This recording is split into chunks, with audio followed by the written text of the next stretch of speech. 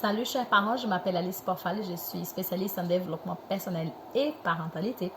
Aujourd'hui, je viens vous montrer un outil que j'ai créé pour travailler la motivation et l'encouragement chez les enfants. C'est un outil que j'ai créé et j'ai déjà travaillé avec mes enfants. Ça a super fonctionné et les enfants ont beaucoup aimé. Donc, je me permets de partager avec vous et bien sûr, quand je fais les ateliers dans les crèches, dans les associations, mais aussi dans les écoles, je partage aussi d'autres créations que je fais avec mes enfants et qui a super bien fonctionné. Donc aujourd'hui, je vais vous parler de l'arbre de l'encouragement. Oui, cet arbre en fait, c'est un outil pour aider votre enfant à s'exprimer, pour aider votre enfant à dire ce qu'il a dans son cœur et même à s'exprimer, à exprimer de façon très naturelle parce que c'est un arbre qui va l'aider à voir en fait ce qu'il ressent. Regardez, ici nous avons l'arbre, ok? C'est très facile à faire, très facile à construire, donc il faut juste que vous dessinez l'arbre et après vous découpez les feuilles et les pierres. Je vous explique la fonctionnalité de chaque chose. Ici vous avez les pierres.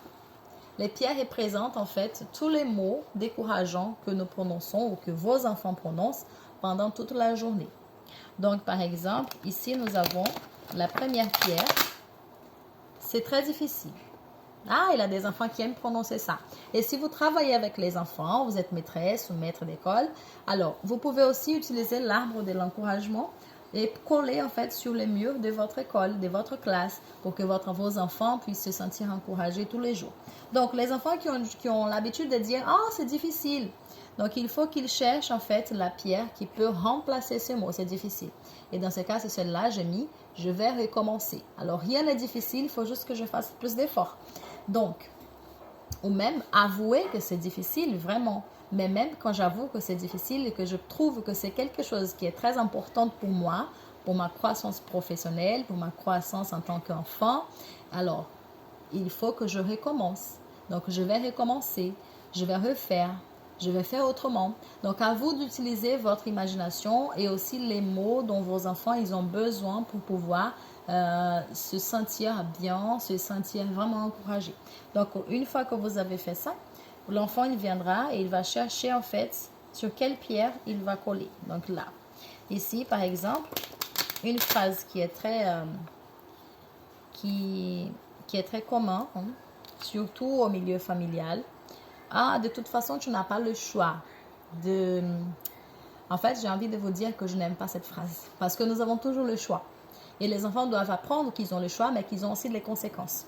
Donc, pour substituer cette pierre, qui peut être une croyance limitante, qui peut être en fait, qui peut empêcher l'enfant d'avancer, on va écrire « J'ai le choix et j'assume les conséquences ». Donc, il faut que l'enfant sache qu'il a des conséquences à assumer quand il fait des choix qui ne sont pas très bien.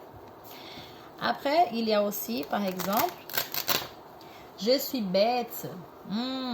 C'est une phrase qu'on entend souvent quand les enfants sont entre eux. « Ah, tu es bête, toi ?» Ou l'autre, « Ah, ben, je suis bête. » Donc, il a déjà tellement entendu cette phrase qu'il commence à croire qu'il est bête. Et en fait, aucun enfant n'est bête. Il ne faut pas que les enfants commencent à dire et à croire qu'ils sont bêtes. Donc là, je suis un enfant de Dieu. Si vous êtes chrétien, que vous croyez en Dieu, vous pouvez écrire cette phrase. Je suis un enfant de Dieu au lieu de dire je suis bête. Ou si vous n'êtes pas chrétien, si vous n'êtes pas croyant, vous pouvez utiliser aussi une autre phrase qui va encourager votre enfant et justement qui va l'aider à substituer cette phrase qui est vraiment négative et qui peut en fait toucher négativement l'estime de votre enfant. D'accord? Donc, et ici, j'ai mis d'autres phrases aussi. Il faut expliquer à l'enfant que les pierres, elles seront toujours là. Les pierres ne doivent pas être une barrière pour notre grandissement. Il ne faut pas que les pierres soient un empêchement, en fait, pour que nous puissions réussir dans la vie. OK? Et il faut juste que les pierres soient lapidées et que lapider les pierres, ça veut dire voir les choses autrement, voir ce qui est négatif et trouver, en fait, les points positifs qui peuvent être là cachés derrière cette pierre. OK? Et ici, donc, en parlant des feuilles, les feuilles de l'arbre, ce sont les mots encourageants. tous les mots encourageants que vous allez trouver. Vous pouvez écrire. Si vos enfants ils sont déjà un peu plus grands, vous pouvez faire l'arbre avec eux. Et si vous travaillez dans une école, c'est une activité vraiment à faire avec vos enfants à l'école. Donc, et si vous travaillez en maternelle, par exemple, les enfants sont très petits ou si vous êtes à la crèche, au lieu d'écrire des phrases, vous pouvez utiliser des images pour travailler avec vos enfants, travailler les émotions, les aider à s'exprimer et à exprimer ce qu'ils ressentent. OK? Donc voilà, j'espère que vous avez aimé cet outil qui a vraiment fonctionné chez moi et j'espère qu'il va fonctionner chez vous aussi, dans votre classe ou même dans votre famille. Alors, si vous avez aimé cette série, n'hésitez pas à partager ces vidéos et aussi à visiter mon site internet aliceporfal.com pour que vous puissiez avoir encore d'autres formations rapides comme celle-ci et qui vont surtout vous aider à avoir une bonne maîtrise émotionnelle.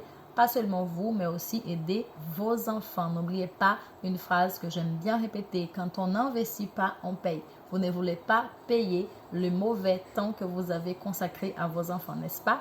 Voilà, donc il faut commencer depuis maintenant à consacrer du temps de qualité à vos enfants. Donc, si cette vidéo t'a plu, tu pourras la partager avec le plus grand nombre de personnes qui peuvent s'intéresser à cette thématique et qui peuvent aussi en fait bénéficier de ces conseils en mettant déjà en pratique tout ce qu'ils ont appris.